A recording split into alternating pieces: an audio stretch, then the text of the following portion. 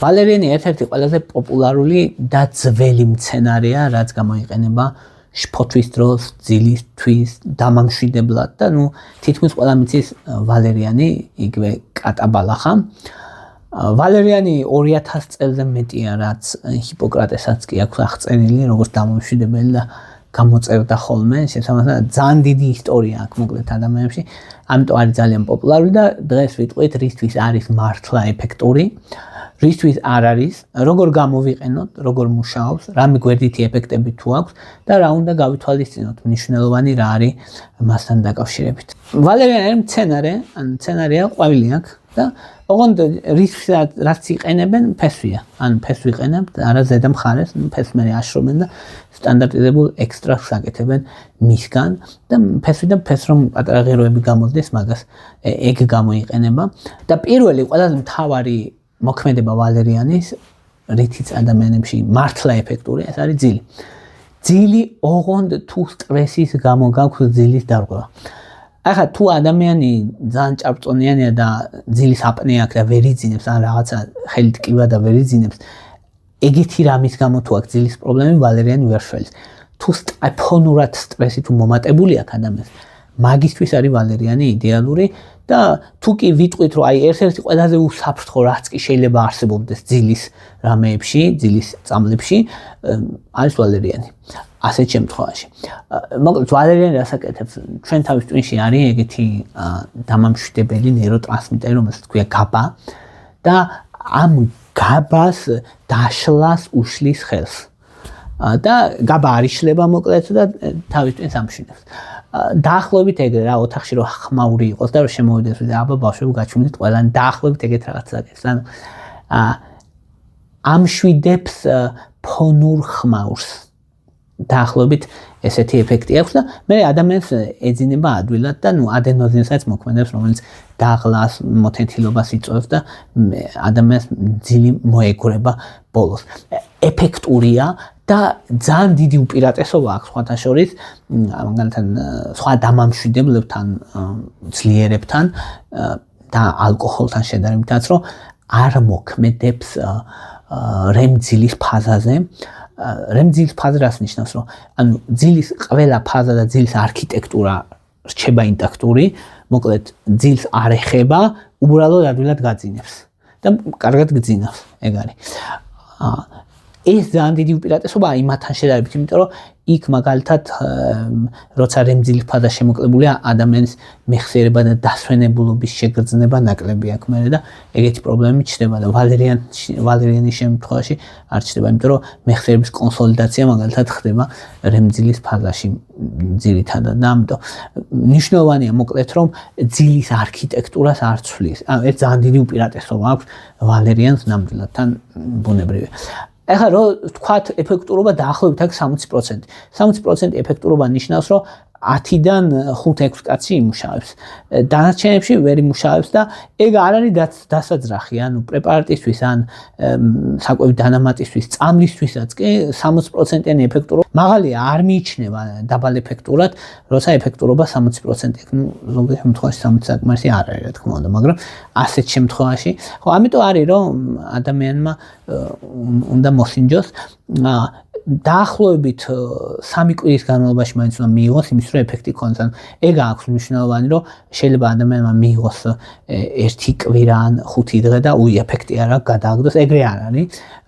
მიუხედავად იმისა რომ მალევე მოქმედებს თვითონ ვალერიანი, აი მნიშვნელოვანი ძილის მოწესრიგება რო იგრძნოს ადამიანმა დაახლოებით 3 კვირა ჭირდება ამისთვის, ამიტომ რეგულარულად უნდა მიიღოს 400-დან 600 მილიგრამამდე მცირე საკვებთან ერთად ძილამდე 1 საათით ადრე. ხო, ახლა მე ძილის წინ ჭამა არ არის, კაი ვიტყვის ვიღაცა, რა თქმა უნდა, საუბარია ძალიან მინიმალურ საკუთრებას, შეიძლება 1 ლუკმა შეჭამო რამე.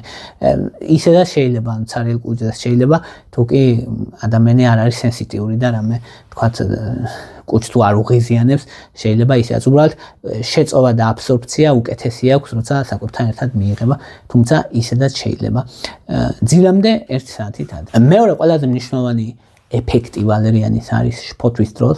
შფოთვის დროს ოღონდ ისევ სტრესული შფოთვა თუ აქვს, ეხლა თუ რაღაცა ძალიან ისეთი დიდი სტრესი მოხდა მომენტალური, მაგას ვერ შველის, ნაკლებად შველის, მაგრამ თუ კი ფონური დაძაბულობა აქვს, კუნთების დაძაბულობა, გულის ფრიალი, რო ამბობენ რომ პალპიტაციები ადამიანს გრძნობს დაძაბულობას, მაგ შემთხვევებისთვის ხშირად არის ეფექტური. ეფექტურობა მან აქვს დაახლოებით 50%. მან რა არის ახლა მთავარი რა არის რომ ეს დამშვიდებელი ეფექტი მოქმედებს ვალერიანის ისე რომ ორგანიზმი გადმოყავს სიმპათიკური ტონიდან პარასიმპათიკურ ტონზე. და ეხლა ეს რას ნიშნავს რომ მოკლედ ორი სიგნალი მაქვს ძირითადი რა ის ჩვენს ორგანიზმს ნერვების ლურჯი და წითელი რო ვთქვა რა და წითელი სტრესის დროს არის წითელი აქტიური და წითელს აჩერებს რომ შენ გაჩვენდი და მე ლურჯი გამოდის წინა პლანზე ლურჯი დამამშვიდებელი აი ამას აკეთებს დაახლოებით და ამიტომ არის რომ ადამიანები უკეთ გრძნობენ თავს მშვიდდებიან და იმიტომ ახლა რა ეს ვალერიან რო ინერვიულებს ადამიანს ვალერიანის წვეთებს სვამენ ხოლმე.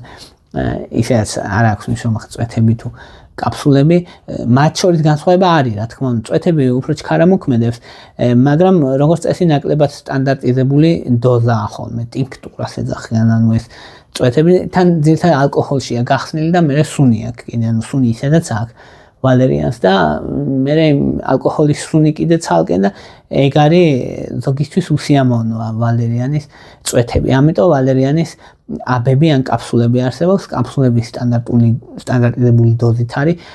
აქ ახლა არ უნდა აგვერიოს, რომ სტანდარტიზებული 400 მგ რო წერია, ეს არ ნიშნავს, რომ ზოგჯერ არის 2.5 გრამიანი ესენი შემხედრია ვალერიანი. ეგ არ ნიშნავს, რომ ის 2.5 გრამი ერთი აბი უდრის 4 წელს ან 5 წელს ან 6 წელს სტანდარტიზებულ დოზას. არა, როგორც წესი თუ ესე 2000 და ესე ზევით აწერია ხოლმე, დაახლოებით 10-ზე უნდა გაყო, რომ მისი რეალური დოზირება მიიღო. ანუ თუ 2000 აწერია, უბრალო ექსტრაქტი, მისი სტანდარტიზებული ექსტრაქტი გამოდის დაახლოებით 200 მგ. მოკლედ ეგრე შეგიძლიათ იგულისხმოთ. ანუ თუ არ აწერია ეტიკეტზე, რომ ეს არის სტანდარტიზებული ექსტრაქტი, მაშინ როგორც წესი უფრო მაღალი რიცხვები წერია და სინამდვილეში მოიაზრება, რომ უფრო დაბალია რეალური მისი ეფექტი. ხო, ამიტომ რომ ხშირად არის რომ რამდენიმე წელს ვამე ხოლმე, იმიტომ რომ ეფექტისთვის ცოტა მაღალი დოზაა ხოლმე საჭირო. მაგრამ ისიც გასათვალისწინებელია, რომ ისიც არ უნდა იფიქროს ადამიანმა, რომ მოდი დოზა გავზარდო ვალერიანს და კაი ეფექტს მივიღებ, ეგრე არ არის, პირიქით პარადოქსული რეაქციაა ხოლმე, რომ აი ამ 600 მგ-ს ზევით თუ მიიღებს ადამიანი, პირიქით შეიძლება უფრო მეტი ნერვიულობა და პარადოქსული აგიტაცია გამოიწვიოს ადამიანს, ანუ იმის ნაცვლად რომ დამშვიდოს უფრო აღელვებს. აი ეგ არის პრობლემა იმისი პარადოქსული რეაქციის და ამიტომ დოზის გაზრდა იმისთვის რომ უფრო მეტად დამშვიდე ეგრე არ მოდის, არ მოსულა, რაც ოპტიმალური დოზა ის ჯობია რომ მიიღო ყოველთვის და ასე დროს დაახლოებით ისე 400-600 მგ მიიღება ხოლმე, ზოგჯერ 300-იც გააჩნია და შეიძლება დილით მიიღო და საღამოთი მიიღო, თუ კი დღის საათებში აქ ადამიანს ფოთვა დილით და დღისით შესაძლებელია, თუ არა და საღამოთით შესაძლებელია. თუმცა ზოგადად ვალერიანს უფრო დამაძინებელი ეფექტი აქვს, ან დამამშვიდებელი და დამაძინებელი იმ კუთხით, რომ ძილს უფრო მეტად ეხმარება ვიდრე შფოთვას. თუმცა შფოთვასაც ეხმარება, ანუ შფოთვის ეფექტურობა დაახლოებით 40-50% ადამიანებში აქვს, ანუ 10-დან 4-5 ადამიანს ეხმარება. ძილში 10-დან 5-6 ადამიანს ეხმარება დაახლოებით. დოზირება 300-დან 600 მგ-მდეა აქაც. და მესამე მნიშვნელოვანი, რა დროსაც იღებენ ვალერიანს არის გაღიზიანებული ნაწლავის სინდრომის მსგავსი სიმპტომები. ეს არ არის პირდაპირ კავშირში, რომ თქვათ, რომ რაღაც საწვრთნელობების სისტემას ამშვიდებს მნიშვნელოვნად, არა, უბრალოდ მისი ზოგადად ნეირონებზე დამამშვიდებელი ეფექტის გამო საწვრთნელობების სისტემის კუჭნაწლავის სპაზმი შედარებით მცირდება, შებერილობა და მგრძნობელობას შედარებით მცირდება, რაღაც გადამეტებულ სტრესთან ასოცირებულ გადამეტებულ სიმპტომებს ნაკლებად გრძნობენ ადამიანები. აქაც 300-დან 400 მგ-მდე მიიღება მოკლედ დღის განმავლობაში, როცა უნდათ რომ ამ ხრივ საწვრთნელობების სისტემას დაეხმარონ. ახლა რა უნდა ვიცოდეთ ვალერიანის შესახებ? რამდენიმე რამე რაც უნდა ვიცოდეთ არის, რომ დაახლოებით მიღებიდან 6 საათის განმავლობაში გრძელდება ეფექტი და პიკური ეფექტი 1-2 საათში აქვს მოკლედ. განსხვავებები ის არის კაფსულებსა და წვეთებს შორის, რომ წვეთები უფრო ჩქარა მოქმედებს, მაგრამ კაფსულები როგორც წესი ნაბები უფრო სტანდარტიზებული დოზა და დოზირების კუთხით მოკლედ როგორც წესი რეგულარულად მისაღებად უკეთესია კაფსულები, აი უცებ თუ შფოთვა დაემართა ადამიანს და უცებ უნდა მიიღო წვეთებს, ამიტომ იღებენ ხოლმე. ხო ეფექტისთვის, სრული ეფექტისთვის, სადაც 2-3 კვირა მაინც ჭირდება ხოლმე, უსაფრთხოოდ მიიჩნევა გრძელვადიანი მიღების შემთხვევაში. ერთ-ერთი ყველაზე უსაფრთხო დამამშვიდებელია, მოკლედ და ამიტომ ხალხი ბრძენი, რომ აი ეს იციან რა, რომ ხო ახლა რაღაც არის ზეწამლები და რაღაცე ბენზოდიაზეპინები და ეგრე, რომ ძალიან ძლიერია, მაგრამ უსაფრთხოება აქვს ნაკლები გრძელვადიანი მიღება და ეგეთი პრობლემები არ აქვს ამას ეგეთი პრობლემები. არ იწვევს დამოკიდებულებას ვალერიანი.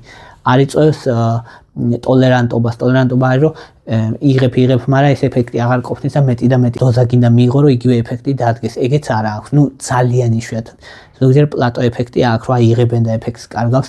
ზოგჯერ ეგ იშვიათად ხდება ძალიან. უმეტესად ეფექტურობას ინარჩუნებს.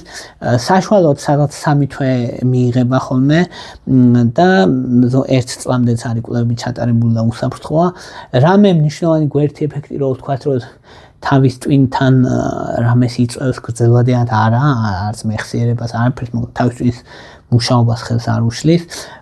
ერთ-ერთი აი ეს პარადოქსული აგიტაციაა გვერდი ეფექტი მისი, რომ ანუ იმის ნაცვლად რომ დაგამშვიდოს პირიქით შეიძლება აღელვება გამოიწვიოს იშვიათ შემთხვევაში, ანუ 100-დან 5%-ზე ნაკლებ შემთხვევაში, ანუ 5 ადამიანს 100-დან თითქმის 60%-ს უშველის, 60-ს უშველის და 5 ადამიანში შეიძლება რაღაც ისე არ იყოს, იშვიათად მოკლედ ეგ.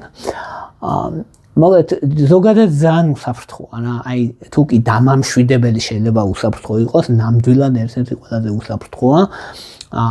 ხო, ორსულებში არ არის რეკომენდირებული, 12 წლამდე ბავშვებში არ არის რეკომენდირებული, ძუძუთი კვების დროს არ არის რეკომენდირებული.